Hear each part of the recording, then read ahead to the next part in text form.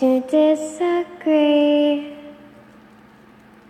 Travel the world and the seven seas. Everybody's looking for something. Sweet dreams are made of these.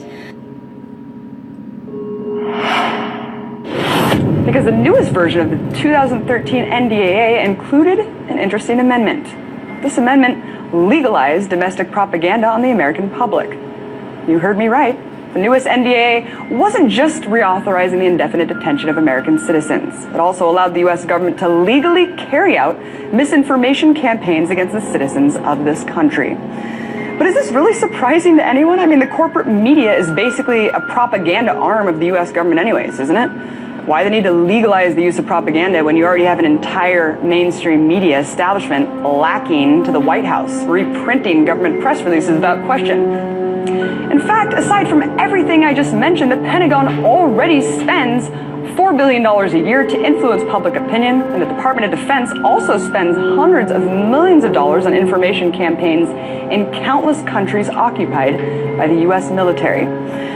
But perhaps even more disturbing than all of this is the fact that the CIA has already been infiltrating the biggest press institutions since the early 1950s. Secret. So, shout out to Tupac's hoax. This is their video. I've been watching them for a while now. Listen, y'all gotta wake up, man. Y'all gotta wake up. Y'all can't keep being asleep. The longer you stay asleep, the longer they fucking your brain. I'm trying to tell you guys, man. Listen, all I can say is I'm not on a war trip trying to get these people, kill these people. I'm not trying to do none of that shit. That's not me. All I'm simply trying to tell y'all to do is wake up, because the only one that can save us from all of this is Christ, Yahshua Messiah. That's it. Y'all can do what y'all want with this information that I'm giving to you guys. I don't care what you do with it. All I'm saying is wake up and see the truth behind everything. Just wake up, y'all. That's all I'm asking. CIA campaign to spread disinformation and false stories to foreign governments during the Cold War. It did this by manipulating the media into focusing on propaganda, sabotage, and subversion. That the CIA program consisted of literally paying off editors and reporters at most mainstream news outlets. The New York Times, CBS, Time, The Washington Post, Newsweek, AP, Reuters, and countless more. People to this day could still be reading and referencing these articles, not knowing that they're completely fake. And sure, this is more than 50 years ago, but let's face the facts here. Our media is much worse now and has been much more easily compromised now. So how do we know that Operation Mockingbird still isn't in effect? Well, we don't.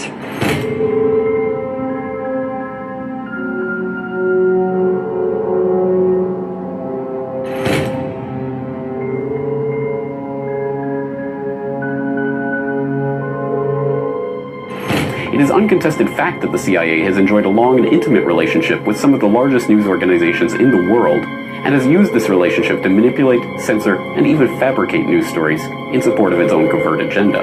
The ties between the intelligence community and the news organizations were formalized at the highest levels of management and ownership, and included, according to Bernstein, cooperation with media tycoons like Arthur Hayes Sulzberger of the New York Times, Henry Luce of Time Inc., and William Paley of CBS. Toward the end of his career, Sig Mickelson, the head of CBS News in the 1950s and the man credited with launching the career of the most trusted man in America, Walter Cronkite, admitted that CBS News worked closely with the CIA. With launching the career of the most trusted man in America, Walter Cronkite, admitted that CBS News... Listen, y'all. A lot of y'all don't accept my mind. And I understand that, the way I think. A lot of y'all don't accept it. And that's fine with me. But I'm not out here trying to put out no false information. I'm not out here trying to hurt nobody. I'm not out here trying to disrupt anyone's thinking or anything like that. All I'm trying to do is get y'all to see the truth. That's it. The truth. I mean, you can take it how you want, like I said once before. But don't get mad at me because I'm woke.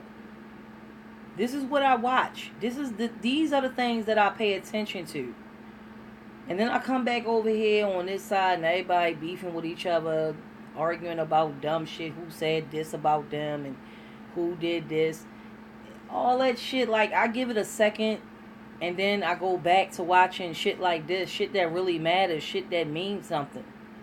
Like, y'all gotta find a place too. You know what I'm saying, to go. Y'all really do. Y'all gotta take breaks from this shit. That's why I take breaks from this shit. I don't care about none of this shit, who likes me, who don't. I don't give a fuck about that, because I know real recognize real. So the people that don't like me, y'all motherfuckers don't like me because I'm speaking that truth and I'm speaking that real. That's it. And there's a lot of people out there that is gonna see what I'm saying and hear what I'm saying, and they're gonna respect me for that. So while y'all wasting y'all time hating and being mad and all that shit, this is what I'm doing. I'm chilling. This is what I'm doing. I'm feeding my brain. You see what I'm saying? Like, I already know the shit that's been going on. I'm 34 years old. Trust me, babe. I know. I know. I'm not dumb. And I'm happy. I don't care what nobody say. I'm happy that I am the way I am. And y'all can't take that from me. That's all it is to it, babe. Has worked closely with the CIA.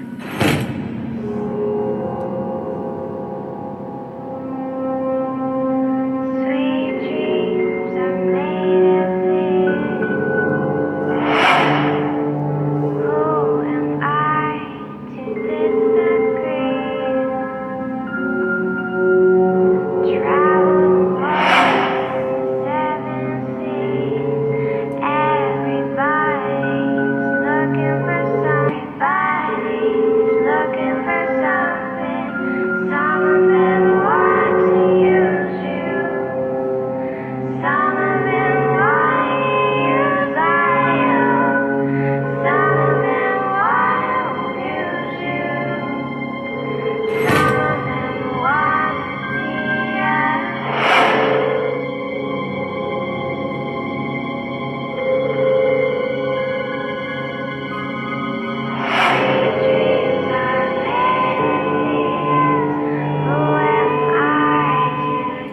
these. And the man credited with launching the career of the most trusted man in America, Walter Cronkite, admitted that CBS News worked closely with the CIA. Yo, this is Walter Cronkite. I mean, Tupac. I be getting confused. Yo, this is Walter Cronkite. I mean, Tupac. I be getting confused.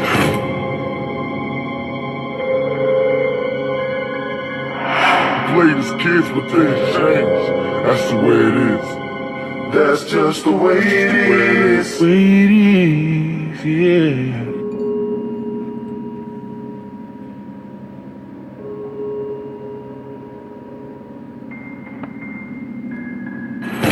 Over the years, numerous specific examples of the agency's manipulation of the news media have surfaced, including multiple instances where stories that had been outright fabricated by CIA assets had resulted in the justification for military intervention.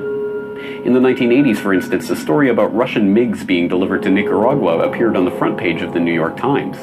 As CIA analyst turned whistleblower David McMichael later revealed, this had been completely made up, but was reported as fact as a way of manipulating public opinion to support U.S. intervention in the region.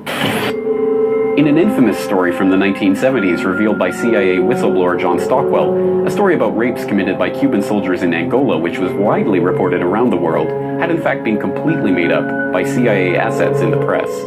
So he came up with another story, which he in fact kept going for weeks, and it was a good story in terms of the CIA's propaganda interests. He had some Cuban soldiers raping some young Angolan girls. Then there was a battle, and he had that Cuban unit cut off and captured. And then he had the Cuban women, the victims, identifying their rapists. And then there was a trial, and they were convicted. And then he had them executed by a firing squad of the women who had supposedly been violated, with photographs of young African women with weapons shooting down these Cubans. There had never been a rape. There had never been the military action. The Cubans had never been captured. It was all fiction. Stockwell did extremely well with this story. Here's the Daily Express of March the 12th, 1976. Gun girls execute Cuban rapists is the headline. And quoting from UNITA, it says that 17 Cubans were executed, 5 of whom had been identified as the people who had raped 4 African women a few weeks before. And here's the Evening Standard, with a bit more convincing detail, saying the Cubans were shot with their own guns.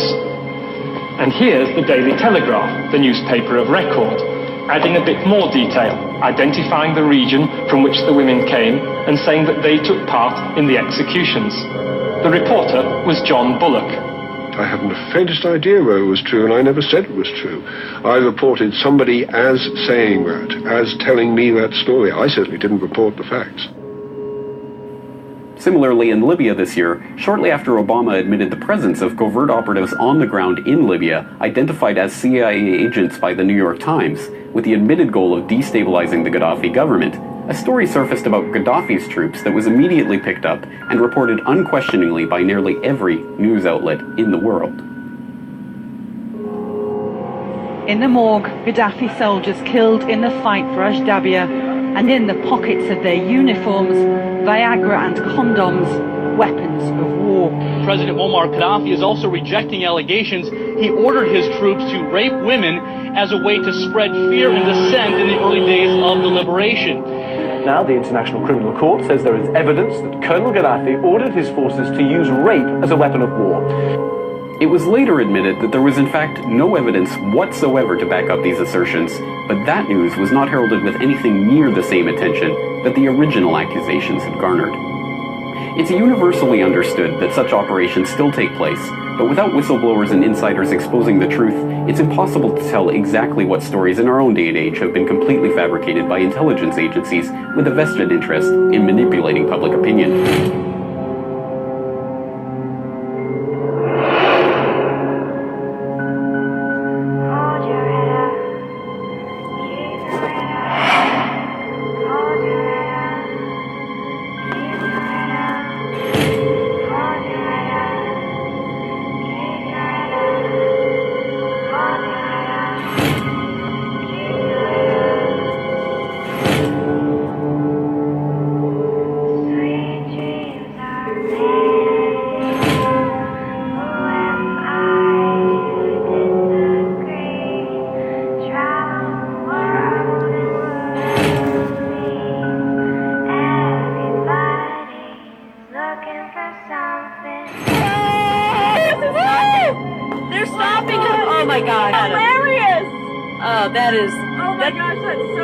It doesn't get more Hollywood than that. And our children go to school and have to get killed!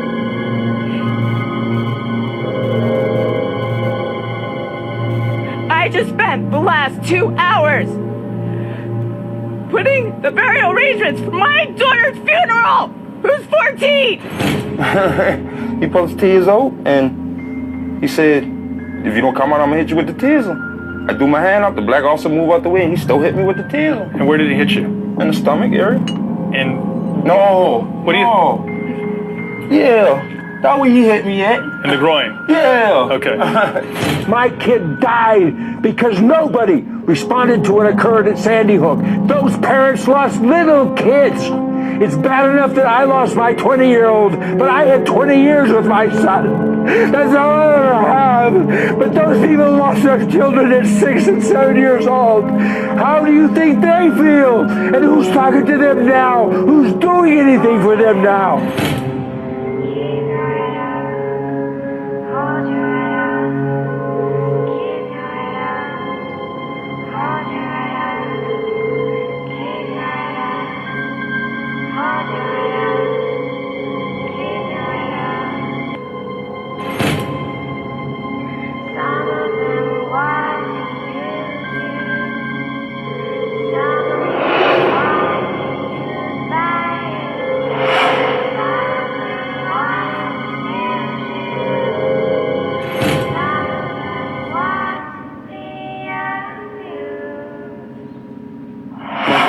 on the album, you make a spook who sat by the door reference. I don't think you a spook who sat by the door. I think your intentions are pretty clear. Well, now I would say so, but even to the point we made earlier, and I'm gonna name my last album "The Spook That Sat by the Door." You know what I mean? When I finish my situation with our partnership at Atlantic, and for anybody that ain't seen that book, seen that movie or read the book, it's about a gang member from Chicago who presented himself in a way he never caught no cases. He had a clean cut look, and he infiltrated the CIA. Yep. And he became educated and basically he used their agenda, which was to have a token nigga in the CIA for political reasons. You know, we gonna speak blunt, fuck it. He used it against him. I feel parallel with, like, you know what I mean? 100%. And what's interesting about that book, all his people used to call him Uncle Tom and the Coon. You know what I'm saying? Sellout. Yeah. But he was there working for them the whole time. Yeah, and my favorite records on the album, you make a spook who sat by the door reference. And I'm gonna name my last album "The Spook That Sat by the Door." A gang member from Chicago presented himself in a way he never caught no cases, and he infiltrated the CIA. Yep. Basically, he used their agenda, which was to have a token nigga in the CIA for political reasons. He used it against him.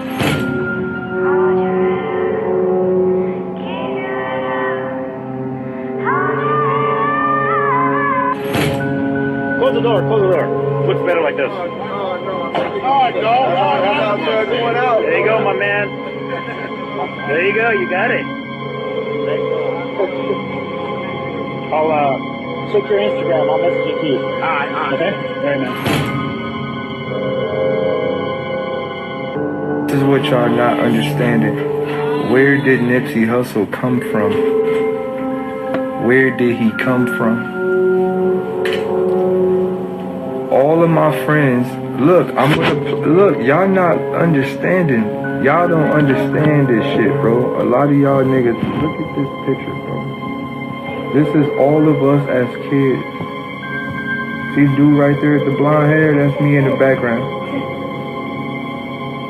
This is a picture of all of us as kids. Everybody in this picture is born and raised in Watts. We still don't understand where Nipsey came from. This is a picture of all of us as kids. We still don't understand where he came from and how did he even manage to be in Watts. We don't know how he even went to a school in Watts. We don't even know where he came from. But he was in Watts trying to help. You don't understand what Watts is. Let me break something down to y'all.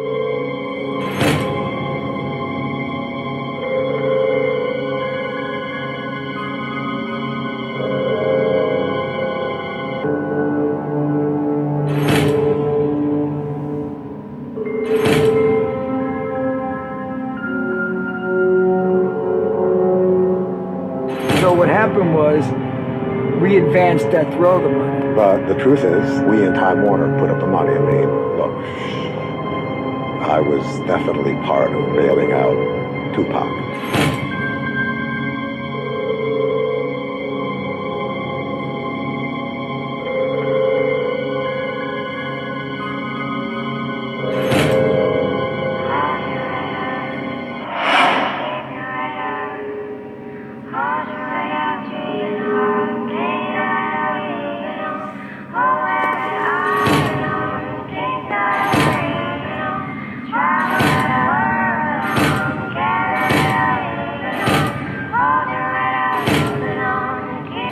sent out to all the soldiers.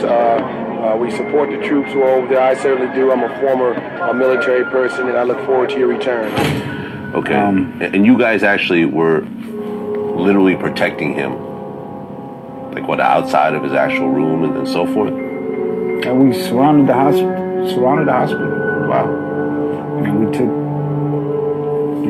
security points. So it was like a military operation almost.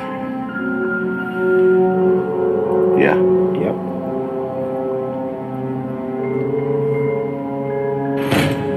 So it was like a military operation almost. Yeah. Yep.